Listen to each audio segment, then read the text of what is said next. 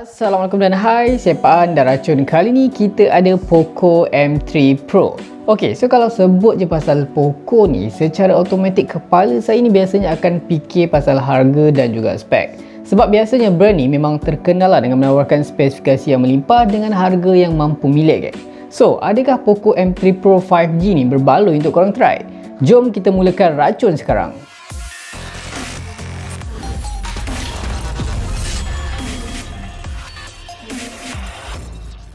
Alright gang, dekat tangan saya sekarang ni kita ada smartphone terbaru Poco. Untuk kelas mid-range kita ada Poco M3 Pro. Kalau korang tengok kat bawah ni ada tulisan 5G, bermaksud phone ni memang support rangkaian 5G. Dekat Malaysia ni 4G pun masih semput setengah kawasan. Ini kan 5G. Relax kan, nanti misalnya lah kalau dah support 5G dekat Malaysia, korang terus boleh guna lah kan. Memang sempoi lah kalau beli phone ni. Tapi sekarang ni kalau korang memang tengah plan nak beli phone ni, Poco M3 Pro ni, saya sarankan korang beli time promo nanti pada 6 dan 7 Jun. Sebab time tu diorang akan bagi potongan harga diskaun sehingga RM100. Contohnya saya ada varian yang paling tinggi 6128GB ROM. Harga rasmi 799, nanti promo korang boleh beli pada harga 699. Tapi kalau korang rasa macam terlampau mahal yang ni, tak ada cukup bajet, korang boleh beli varian yang low, dia ada 464GB ROM yang mana harga jualan nanti sekitar 599 untuk harga promosi. So dekat sini rasanya tak ada apa yang baru geng. Warna standard warna Poco, warna kuning, kotak pun kotak petak biasa. Di bahagian tengah Poco M3 Pro, kanan dan kiri pun ada tulisan Poco M3 Pro 5G. Dan kalau korang perasan phone-phone Xiaomi ni biasanya diorang akan tulis kat sini yang phone diorang ni boleh support Google lah dekat situ kan. Di bahagian bawah dekat sini ada tulisan dia punya warna, kita dapat power black dan juga varian. So kita akan buka sekarang apakah yang ditawarkan di dalam kotak. Mesti korang tertanya kan, apa benda ada dalam kotak kan? Saya tahu geng. Siap, korang relax, kita buka sama-sama. So dalam kotak first kali korang akan dapat satu lagi kotak. Yes, dekat sini ada tulisan Poco. Dalam ni saya rasa korang pun mesti dapat teka ada apa. Betul lah geng, korang dapat SIM tool ejector. Next dalam ni yang paling saya suka, korang akan dapat stiker Poco. Memang cantik warna dia, colourful, warna kuning, hitam, putih. Alright, next lagi kita akan dapat dekat sini macam biasa, kita akan dapat warranty card dan juga manual something. Dan terakhir korang akan dapat TPU case untuk protect phone korang bodi belakang daripada bercala. Memang terbaik dekat situ. Dan kita akan kembali kepada main event kita geng. Dekat sini korang akan dapat Poco M3 Pro 5G. So kalau korang tengok dekat plastik dia ni, dia dah bagi tahu lah features highlight. Contohnya, phone ni dia pakai chipset terbaru daripada MediaTek Dimensity 700 dan support juga 5G. Dia ada binaan 7nm. So far saya dah guna geng. Chipset ni boleh kata memang macam gini geng. Next dia ada 90Hz Full HD Plus dan skrin bersaiz 6.5 inci. Dia juga support Dynamic Refresh Rate Switching. Nanti saya akan terangkan apakah fungsi sebenarnya. Next untuk bateri memang cukup besar, 5000 mAh dan sokongan pengecasan pantas 18W. 2021 masih 18W geng. Okey. Dan terakhir dia ada triple 48MP kamera. Kejap lagi kita bahaskan sama-sama. Kita letak dulu, lepas ni kita akan buka dan tengok apa yang best dekat phone ni. Alright. So next dalam ni macam biasa korang akan dapat dekat sini dia punya kabel USB-A to USB-C warna putih. Okay, so warna putih kan, dekat sini port dia warna putih, nice. Dan terakhir dekat sinilah korang akan dapat dia punya adapter. Tapi walaupun phone ni support 18W, yang bagus ni diorang bagi adapter dekat sini paling max korang dapat 22.5W max dia, memang terbaik. Alright gang, sekarang ni kita akan tengok apa yang phone ni boleh buat. Apa yang special yang ada dekat phone ni. Okay, so kita buka plastik dulu. Ui, nampak unik kot warna dia punya design belakang. Alright, so tak apa, kita on dan kita tengok apa yang special. Sekarang ni kita dah pun masuk ke dalam tampilan menu utama, yang mana untuk sistem operasi macam biasa dia dah pun menjalankan Android yang paling latest, Android 11 dan juga skin MIUI version for Poco lah.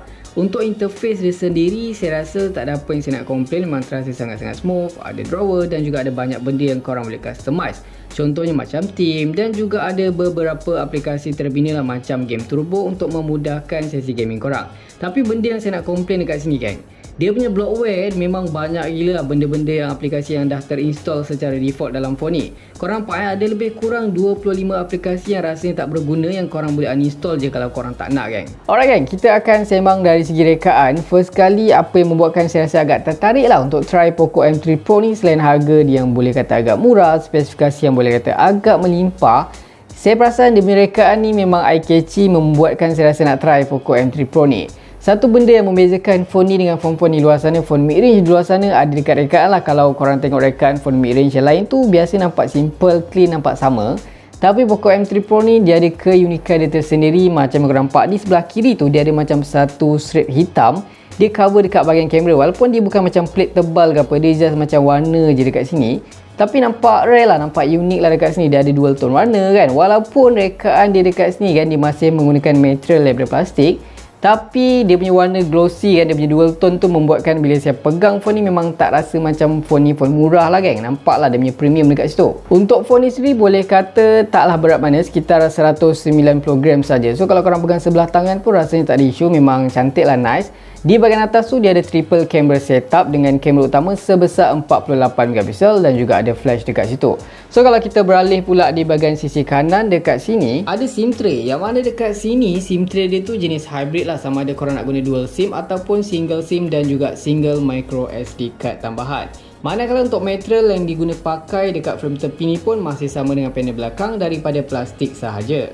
Next, kalau beralih di bahagian atas ni, saya agak happy jugalah kan, sebab dia ada audio jack dan dia juga ada IR blaster, yang mana fungsi ni dapat membuatkan smartphone korang sebagai remote kawalan jauh. Beralih di bahagian sisi lain, dekat sini just ada volume rocker up and down dan juga ada fingerprint scanner yang tertanam sekali dengan power button. Next, kalau kita beralih di bahagian bawah, dekat sini tiba-tiba saya terasa macam bengang pula dekat sini kan.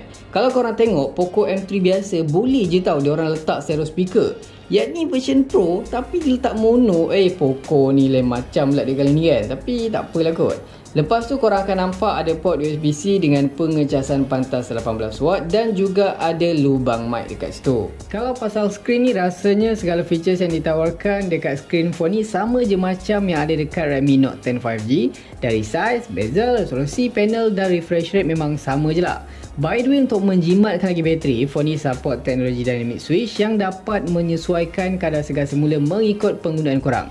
Kalau pasal skrin IPS ni rasanya bukan sesuatu yang asing lagi lah untuk phone mampu milik ni kan. Even tak se-sharp AMOLED tapi masih okey lagi lah untuk penggunaan harian. Cuma part keterangan tu bagi saya memang agak spoil sikit lah, since max brightness tu just 400 nit. So untuk penggunaan audio tu memang agak sukar sikit lah untuk skrin dia potong pantulan cahaya matahari. Untuk features extra macam option untuk tweak screen dan juga wideband L1 still support lah dekat phone ni. So kalau korang nak tahu macam mana kualiti ataupun kekuatan speaker mono yang ada dekat Poco M3 Pro 5G ni, jom kita dengar sama-sama.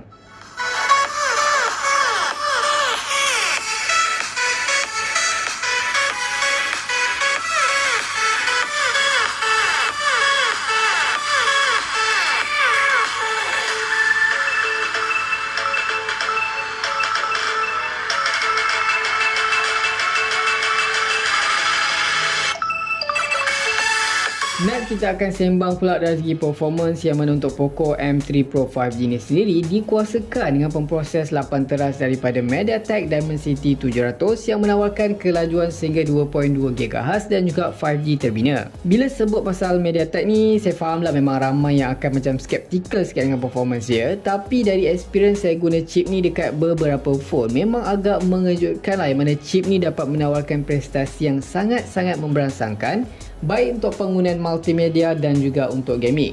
So kalau korang tertanya jugalah berapa agaknya skor Antutu yang dihasilkan dekat Poco M3 Pro 5G ni. So dekat sini kita dapat sekitar 300,000 lebih. Sekarang ni kan saya akan tunjuk dekat korang game-game grafik apa yang support bila korang main guna Poco M3 Pro 5G ni. Untuk PUBG Mobile, highest grafik korang just boleh dapatkan HD High, HDR tak support, dan untuk smooth korang boleh dapatkan sampai smooth ultra. Yang mana untuk phone ni sendiri dia support gyro, korang jangan risau, gyro dia memang sangat accurate. Manakala untuk audio dia tak dapat support sampai ultra. Next, kalau untuk Call of Duty Mobile ni, highest grafik korang just boleh pakai medium high sahaja. Manakala untuk player Mobile Legend, korang mesti happy lah sebab phone ni highest grafik korang boleh dapatkan ultra dan juga boleh onkan HFR mode. So kalau korang ni play Genshin Impact, mesti korang tertanya grafik apa yang support, macam mana performance. So apa yang korang nampak sekarang ni, saya tengah pakai grafik yang paling tinggi rata kanan dengan saya setkan juga 60fps dekat sini. So far bila korang pakai grafik ni, dia memang boleh support tapi tak smooth, memang terasa stuttering, terasa lagging. Kalau korang nak shock main, korang just pakai setting paling low dan korang boleh je nak onkan 60fps. So cuba kita tengok sikit macam mana hasil dia dekat sini, korang boleh tengok sendiri. Alright lah, dia punya performance dia dia punya bila korang ke kanan ke kiri pun terasa lebih lancar. Bila korang nak lawan enemy pun terasa lebih nice lah, tak boleh terasa stuttering sangat. Walaupun masih ada lag stuck juga, tapi masih lagi okey lah berbanding korang pakai setting rata kanan. Untuk biometric security dekat phone ni dia ada dua lah, sama ada korang nak pakai face unlock ataupun fingerprint scanner. So far untuk fingerprint scanner ni memang boleh kata agak accurate, tapi saya perasan bila korang nak unlock phone ni dia macam ada sedikit delay lah, dia tak selaju standard macam fingerprint scanner tertanam di sisi ni kan. Dan untuk spesifikasi yang terakhir dekat phone ni, of course kita akan sembang sikit lah pasal kamera kan. Dekat sini macam korang nampak dia ada 3 kamera terbina di bahagian belakang. Kamera utama sebesar 48 megapiksel. Dan ada lagi dua tu, dua-dua berkongsi megapiksel yang sama, 2 megapiksel sahaja, tapi dia punya fungsi berbeza lah. Satu untuk bokeh dan satu lagi untuk depth sensor. Tapi saya macam, yelah, fungsi yang 2 megapiksel lebih bubur ni sebenarnya kita bukannya pakai sangat. At least kalau dia letak macam ultra wide angle ke, telefoto ke kan. Tak tahulah, mungkin sebab ni pun phone macam phone budget mampu milik, so dia just letak basic-basic je semua dekat situ. Untuk tampilan aplikasi kamera, UI dia dekat sini rasanya memang standard macam phone-phone Xiaomi, phone-phone Poco yang lain. Korang just swipe kanan kiri untuk tukar mode. Dekat sini ada foto, ada video, ada pro, next ada portrait, dan juga dekat mode ni ada 48 megapiksel dan ada mode malam dan ada banyak lagi lah. Untuk rakaman video dekat sini korang just boleh rakam dengan resolusi paling tinggi 1080p 30fps saja. Dan phone ni juga dia tak ada optical image stabilization, so memang kualiti gambar, kualiti video tu macam korang boleh nampak sendirilah.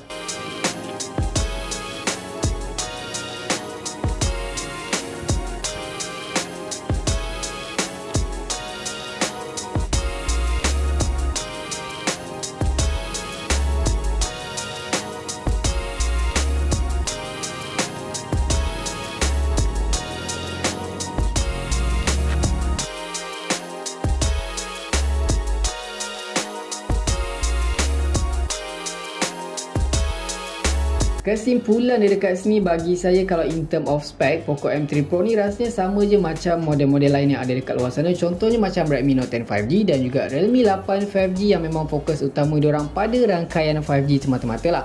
Cuma kalau korang nakkan design yang nampak unik, yang nampak lebih fresh dan harga yang lebih berpatutan, rasanya Poco M3 Pro ni memang pilihan yang tepat untuk korang. So okay, rasanya itu saja video kita untuk kali ni. Kalau korang suka video ni, jangan lupa tinggalkan like, share, komen dan subscribe. Itu saja racun kali ni. Jumpa lagi di racun-racun seterusnya. Assalamualaikum.